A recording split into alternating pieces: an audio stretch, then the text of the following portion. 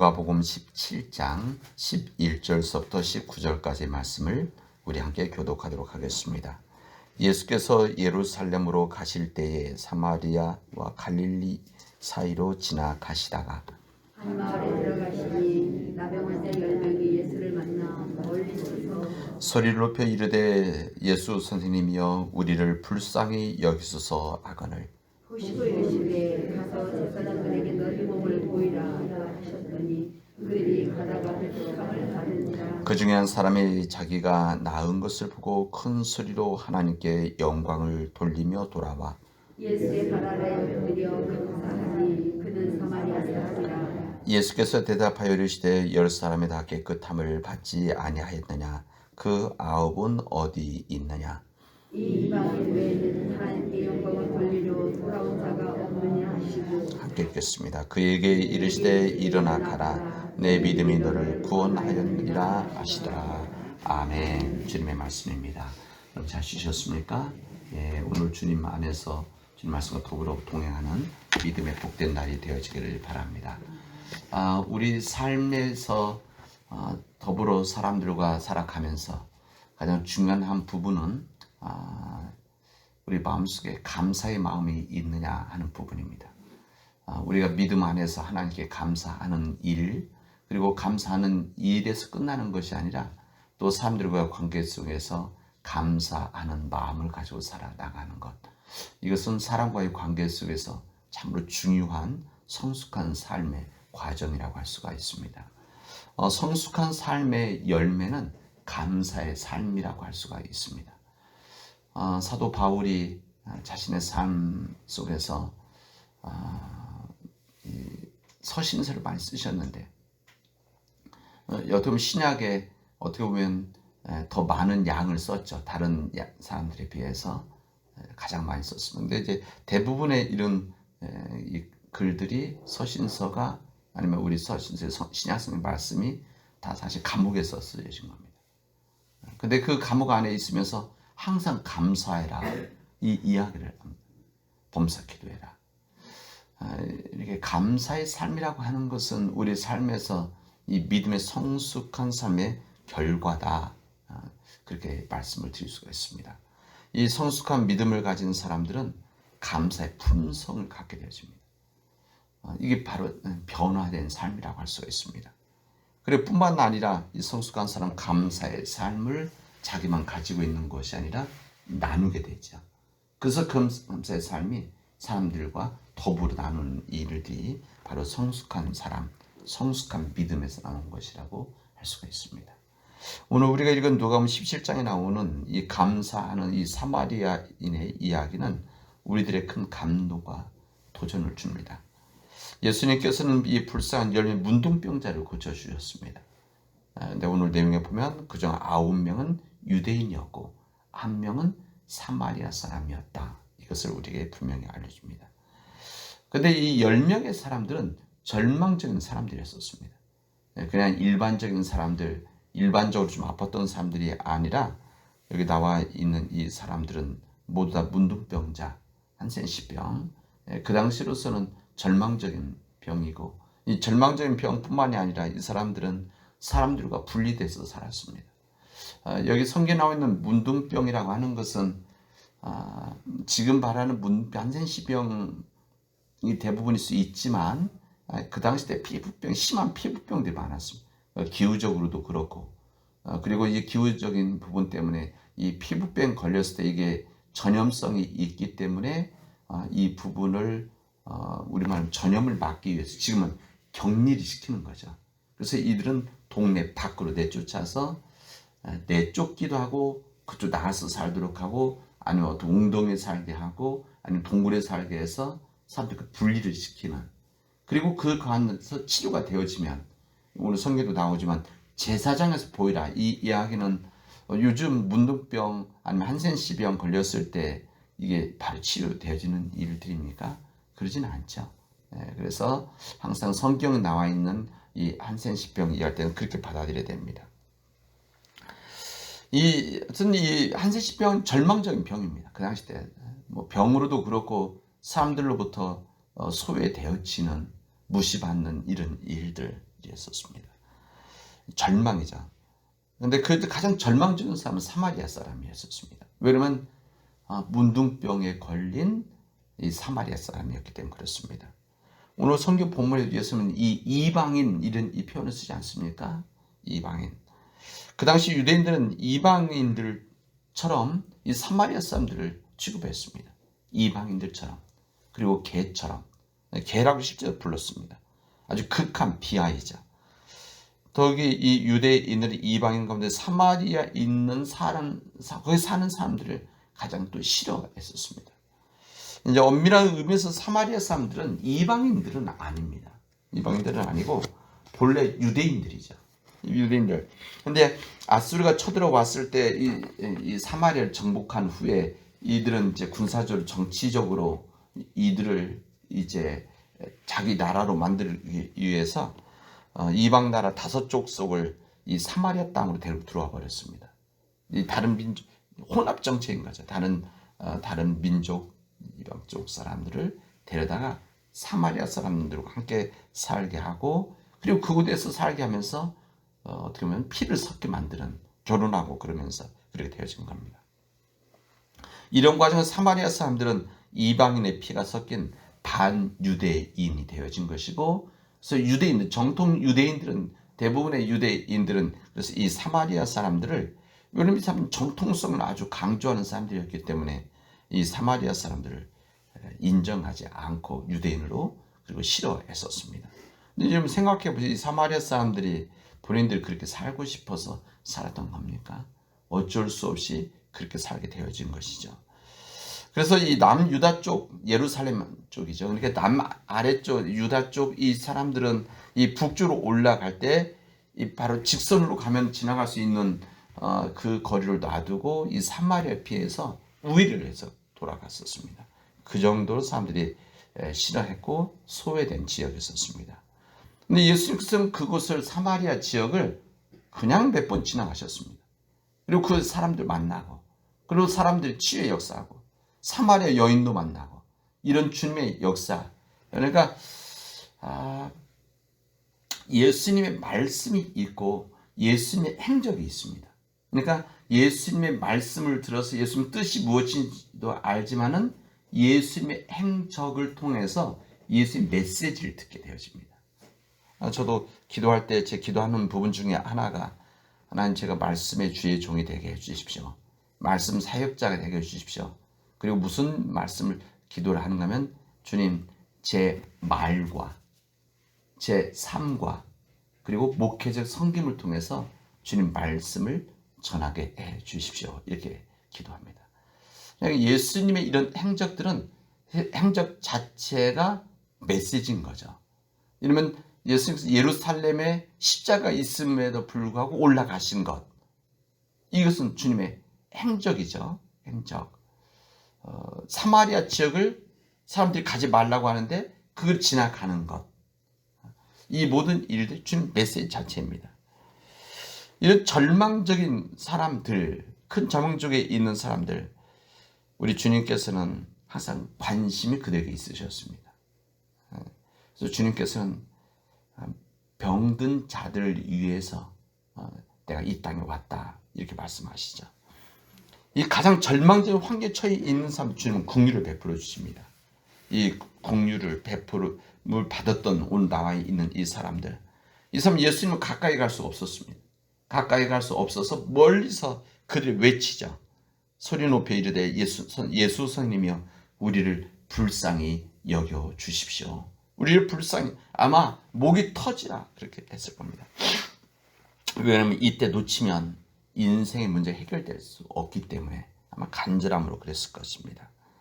그때 주님께서는 그들에게 가까이 가셨고 그들에게 너희들의 몸을 제사장에게 보이라 이렇게 말씀하십니다. 그러니까 이때 치료된 것이 아닙니다. 성경 그대로 보면은 있는 그대로 보면은 예수님께서 그들을 치료해 주신 것이 아니라 야, 너희들이 가서 제사장 몸을 보여라. 그럼 어떻게 됩니까? 가다가 치료함을 받는다 이렇게 됐습니다. 근데 고침을 받았던 10명 가운데 한 사람이 와서 예수님께 감사를 표했습니다. 그 사람은 유대인이 아니라 사마리아 한 사람이 있었습니다. 이 10명 중에서 주님의 은혜를 받았는데 주님 앞에 돌아와서 감사한 사람은 한 명뿐이었다. 이 부분을 누가복음은 우리에게 알려줍니다.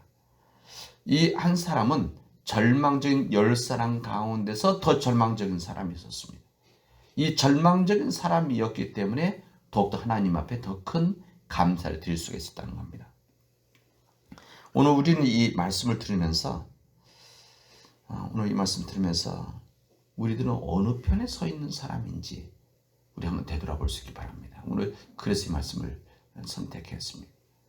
우리들이 여기 9명에 속한 사람인지 아니면 한 사람에 속한 사마리 같은 사람인지, 여기 나와 있는 하나님의 은혜를 받은, 그것도 그냥이 아니라 정말 큰 하나님의 은혜를 받아서 그냥 인생이 바뀌어진 사람들 아닙니까? 바뀔 수 있는 가능성이 있는 사람 아닙니까?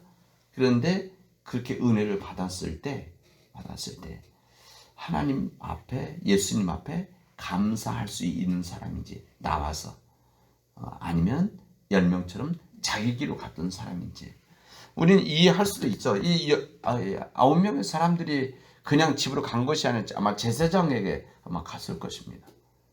또 바쁘게 갔을겠죠.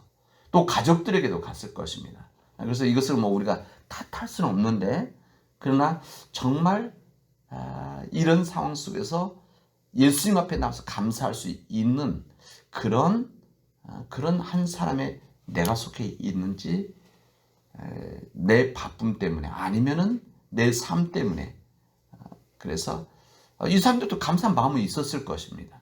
왜 없었겠습니까? 9명 속했는지 한번 생각해 보시기 바랍니다. 여러분, 예수님의 이야기 들으면서 10명 가운데 9명은 감사를 모르는 사람이 있었습니다. 온전한 감사를 모르는 사람, 그리고 감사를 표현할 줄 모르는 사람이죠. 그래서 제가 여러분들 말씀드립니다. 다른 사람들에게 혹시 은혜를 베풀었을 때 너무 지나친 기대를 하지 마십다, 이런 말씀 한번 드리고 싶습니다. 왜 여러분, 여기 나와 있는 것처럼 10명이면 9명은 감사를 표현할 줄 모르기 때문에 그렇습니다. 한 명만 그런 거죠. 그러니까 우리 대부분의 많은 사람, 여기 9명이라는데 대부분의 사람들은 이 감사를 잘 모르기도 하고 감사를 알았어도 잘 표현할 줄 모른다. 그렇기 때문에 우리가 은혜를 베풀었을 때 감사를 너무 크게 기대하지 말아라. 이거 굉장히 어려운 일입니다. 우리들이 누군가에게 도움을 주고 누구에게 은혜를 베풀었을 때 그거에 대해서 초연할 수 있는 것, 그 사람 감사 표현하든지 않든지, 이것은 참으로 어려운 일입니다. 그러나 그게 바로 믿음의 성숙함이죠.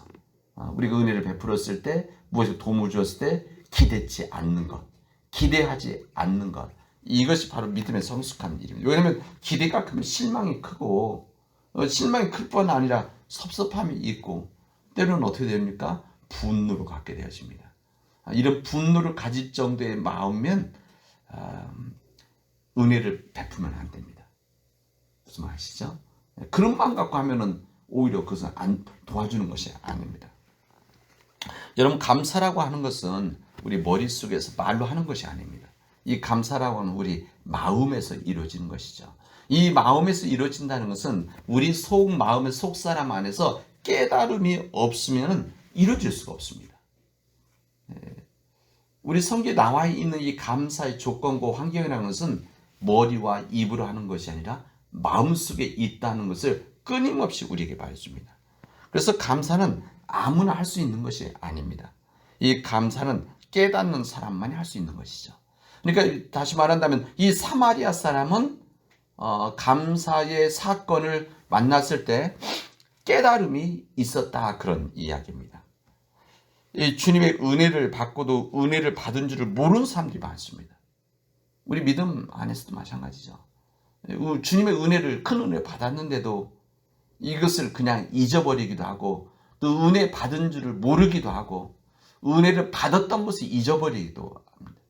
이게 바로 인간의 삶이고 인간의 약함이죠. 은혜를 받고도 깨닫지 못해서 오히려 어떻게 합니까? 오히려 불평을 합니다. 오히려 사람들 앞에 또 원망까지 하는 일들이 바로 인간의 마음들입니다. 하나님의 은혜를 깨닫는 사람만이 진정 감사의 열매를 맺을 수가 있는 것이고 또 그렇게 살아가게 되어집니다. 아무리 은혜를 많이 받아도 깨닫지 못하는 사람들은 감사의 열매를 맺지를 못하게 되어집니다. 삶 속에서 풍성한 열매를 맺을 수 있는 것은 오직 깨달음에 의해서만 있는 것이다. 우리 일반적인 세상 사람들이 하는 이 감사, 이것은 머리와 입술로 할 수가 있습니다. 그러나 우리 믿는 자들의 감사라고 하는 것은 우리 마음속에서 이루어지는 것이고 마음의 깨달음이 온전히 있을 때만이 이 모든 감사의 삶을 나눌 수가 있습니다. 예수님께서는 씨앗의 비유를 말씀하시죠. 옥토의 중요성을 우리 강조해 주십니다. 예수님 말씀하신 옥토는 이 말씀을 듣고 깨닫는 마음 이 자체라고 할 수가 있습니다. 그러니까 깨달음이 있을 때에 이 옥토와 같은 깨달음이 있는 이 마음이 되어져 있을 때 여기에 20배, 50배, 100배 열매를 맺을 수 있는 것이다. 이런 이야기입니다. 이 깨달을 때 감사의 열매 맺을 수 있는 놀라운 일들이 있게 되어집니다. 깨달을 때 감사의 열매 맺는 역설적인 부분이 있죠. 무슨 말인가 하면 하나님을 깨닫는 순간 사람들 감사할 수 없는 그 상황에서도 환경에서도 감사의 조건을 찾게 되어지고 실제 감사를 하게 되어집니다. 여러분 우리가 모든 삶의 조건이 특히 우리 믿는 자 사람들의 조건이 모든 다 좋은 조건입니까? 그렇지는 않습니다. 사도 바울처럼 감옥에 있으면 감사할 수 있는 이 마음이라고 하는 것은 감사할 수 없는 환경에서도 감사할 수 있는 것. 이것은 믿음 안에서 깨닫는 자들만이 이루어지는 믿음의 열매라고 할 수가 있습니다. 환경적으로 많은 것을 받았다고 해서 감사할 수 있냐? 여러분 그거 아닌 거 아시죠? 많이 받았다고 해서 많이 가졌다고 해서 많이 누린다고 해서 감사를 하고 감사의 삶을 살아갔냐? 이것은 절대 아닙니다. 오히려 받은 것은 적어도 혼자 믿음 안에서 깨달음이 있을 때에 이때 감사의 삶을 살아가게 되어집니다. 이 깨달음이 커질 때 남이 소유하지 못한 것까지도 내가 감사할 수 있죠. 다른 사람들이 그거 가지고 있는 내가 가지지 못한 것, 이 얼마나 많이 있습니까? 그럼에도 불구하고 이것까지도 감사할 수 있는 마음이 바로 깨달음 속에 있는 것이다. 우리에게 알려주십니다. 우리 사랑하는 우리 믿음의 가족 여러분, 그렇게 한번 살아가 봅시다. 우리 마음 안에서 주님께 기도해야 됩니다. 그래서 우리가 하나님께 기도해서 하나님 나에게 감사할 수 있는 조건을 주십시오가 아니라 하나님 내가 감사의 조건 속에서 내가 깨달을 수 있는 믿음을 주십시오. 내가 깨달을 수 있는 이 마음의 밭을 주셔서 어느 것 하나 나에게 작은 것이 있다고 할지라도 감사할 수 있는 것.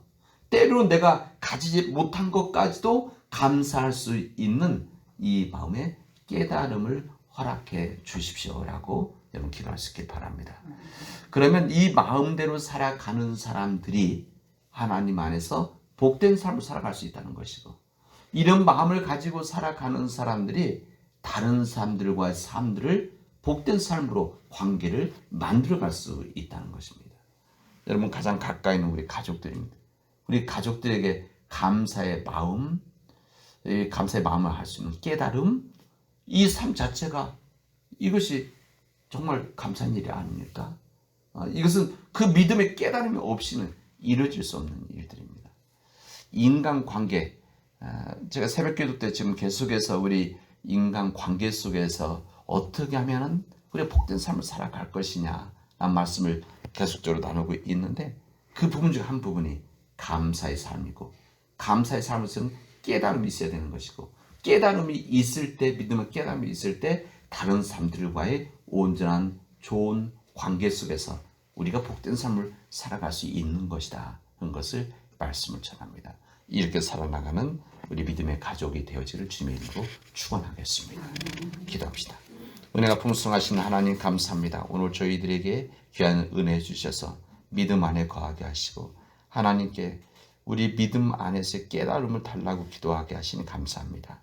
하나님 간절히 원하기는 우리가 믿음 안에서 온전히 깨달음으로 나에게 주신 모든 삶의 환경 속에서 감사를 드리는 믿음의 백성들이 되어지도록 우리 사랑하는 교우들이 되어지도록 그래서 내 자신이 내 영혼이 하나님 앞에 감사하고 우리 가정이 지금 전 상황 속에서 감사하고 우리 교회가 하나님 앞에 감사하는 주님 믿음의 백성들이 되어질 수 있도록 인도하여 주시옵소서.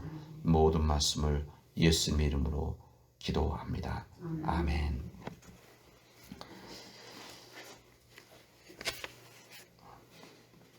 오늘 중보 기도는 우리 선교사님들을 위해서 한번 기도하도록 합시다. 우리 선교사님들 이제 연말이 다가오는데 이제 성탄절도 이제 벌써 이제 12월 시작되어지는데 곧 그때 되면 가족들과 떨어져 있는 우리 선교사님들이 마음이 좀 걸립니다.